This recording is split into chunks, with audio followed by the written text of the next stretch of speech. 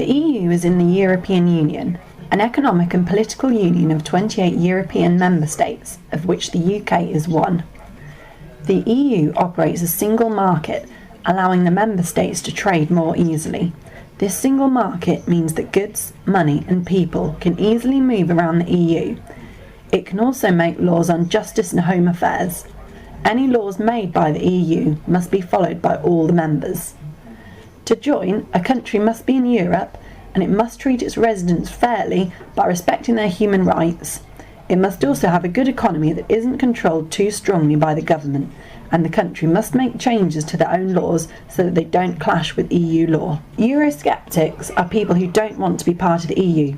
They think the EU has too much power over the individual countries. Some of the EU's laws are harming these countries. Europhiles are people who want to be part of the EU, as they believe it's beneficial for trade and the economy. If you take the example of immigration, Eurosceptics believe that because people can move freely around the EU, too many people are moving to the UK from the EU and taking jobs. But Europhiles would argue that immigration laws mean that people from the UK can also move anywhere within the EU. This allows jobs to be filled by the best people. The EU is run by the European Parliament, which makes laws and decides how money is spent. By the Council of the European Union, where major decisions are made by representatives of each country.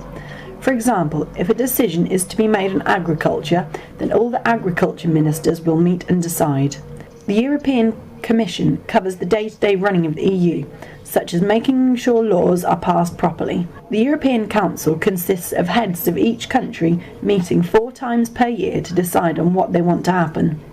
The European Central Bank controls the finances. Each country contributes money to the central bank.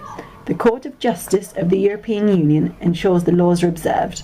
The European Court of Auditors ensures the EU budget has been spent correctly in each country. On Thursday, the 22nd of May, everyone over the age of 18 could vote for their member of the European Parliament, otherwise known as an MEP.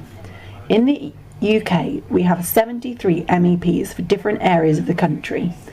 MEPs sit in the European Parliament, and in total there are 766.